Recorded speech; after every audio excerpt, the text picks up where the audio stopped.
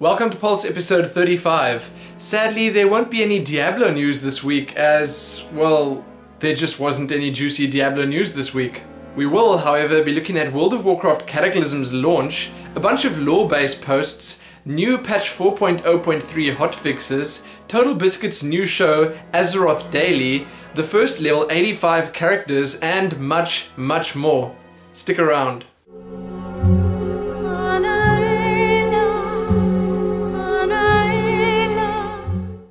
World of Warcraft Cataclysm is now live and available at a store near you.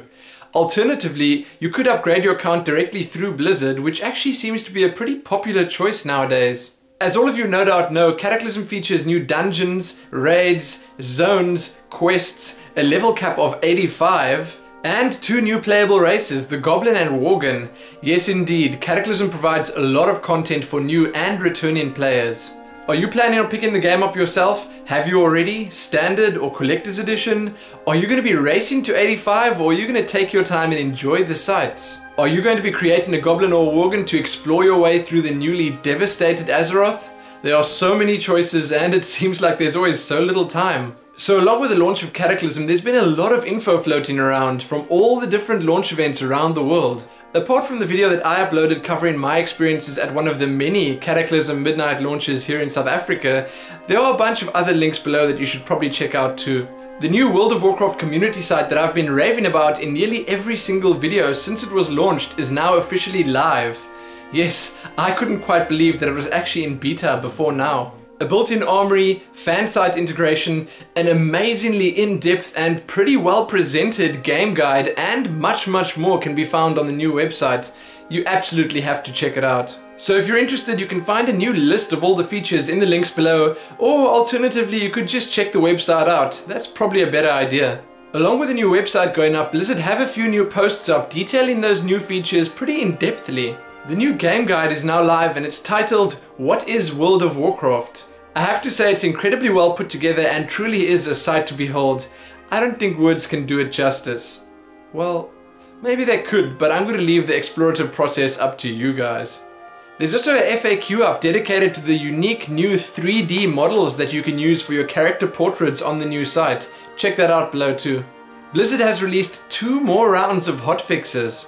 Below you can find the December 7th and December 8th lists of bug fixes, changes, and improvements to the currently live patch 4.0.3a. A lot of the changes were targeting the higher level stuff this time, mostly the level 80 plus zones. There were also a couple of changes made to fishing. Apparently it was too easy to level the skill past 500, so that's been rectified.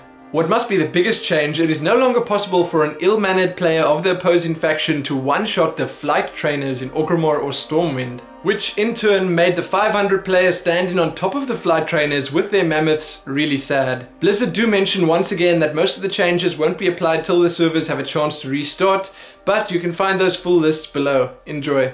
The next part of the lore post, The Story So Far, has been released. This second part is titled Heralds of Twilight and picks off pretty much exactly where the previous one left off. It covers everything that happened after the Cataclysm hit, Deathwing's arrival and its repercussions, Thrall's return from Outland, the Twilight's Hammer and Cho'Gall, the Goblins and the Worgen, and much more. If you care about what's happened or what's happening with your beloved Azeroth, then I recommend you check this post out below.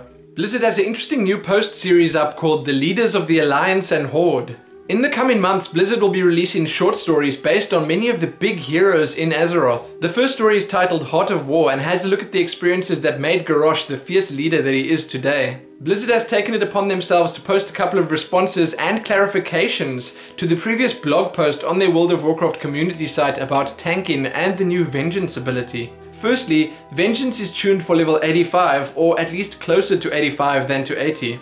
They say that damage dealing classes do too much DPS at the moment to make it balanced below level 85, and come level 85 things will definitely be normalized a bit. They also say that they're probably going to be sticking with the 10 seconds that they currently have on the Vengeance buff. If the buff lasted 30 or even 60 seconds, you'd probably have players kiting around weaker mobs to try keep Vengeance up all the time, and that would be more of a chore than it would be fun, so they're sticking with 10. The World of Warcraft lead systems designer Ghostcrawler has posted yet another informative and pretty interesting post about itemization and the value of primary and secondary stats. It's really great that Blizzard are giving us such personalized input all the time, and I think for anyone playing the game right now, this is a must read. You can see it on the World of Warcraft site or just check the links below. Blizzard say they've been receiving quite a few questions regarding the functionality of transmute living elements and whether its effects are truly random. Well, they aren't, not completely at least. If you use the transmutability in one of the new Cataclysm zones, then the element which your volatile life will be transmuted into will be predetermined. So fire, Mount Hyjal, water, Vashir, earth, Deephelm, and air, Uldum. It's as easy as that. You can find that list below along with the full official post. Worldbreaker, the first World of Warcraft trading card game set to feature Cataclysm content, is going live on the 14th of December. So Blizzard has let us know that many stores around the world will be hosting release parties on the weekend of the 18th and 19th of December. As expected, if you attend these launch parties, you'll probably be able to pick up a bunch of cool swag related to World of Warcraft or Worldbreaker, so if you're in those areas, it's probably a good thing to check out. You can find the full details about Worldbreaker and the launch parties below. The Azeroth Daily by Total Biscuit is a new World of Warcraft news show that's set to put the rest of us newscasters out of business. No, but seriously, he explains it best by saying that it's an easy to digest source of news and comment, and the only daily newscast for World of Warcraft in existence at the moment. He mentions that there's a lot of work to still go into it, but if you look at it right now, I gotta say it's looking incredibly impressive. He must have put a lot of work and time into it. It works the same way as my show with the links to the relevant news below, but he does take it one step further and shows in-game footage of whatever he's talking about, so that's incredibly impressive stuff. As I mentioned though, you can catch this every single day, and I think at the time of recording this there should be 3 episodes out already. That's 0, 1 and 2. So if you can't wait an entire week for my news to come out, then I think you know where to look. Time for some slightly smaller pieces of news.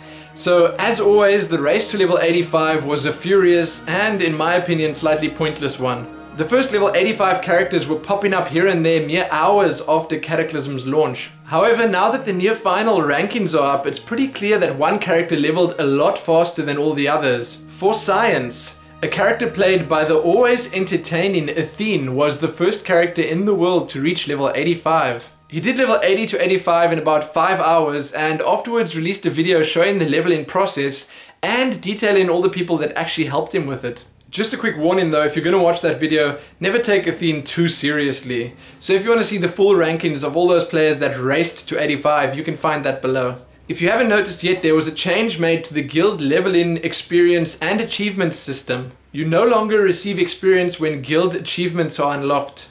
Yes, that's it. There are a couple of new pieces of concept art and fan art on the World of Warcraft community site that I definitely think are worth checking out. Wowhead has an exclusive video up of the new level 80 or 85 Elite Tauren Chieftain's new song that I gotta say all you metalheads definitely have to check out. The song is titled Warriors of Azeroth, and as you can expect, it's dedicated to all the warriors of Azeroth.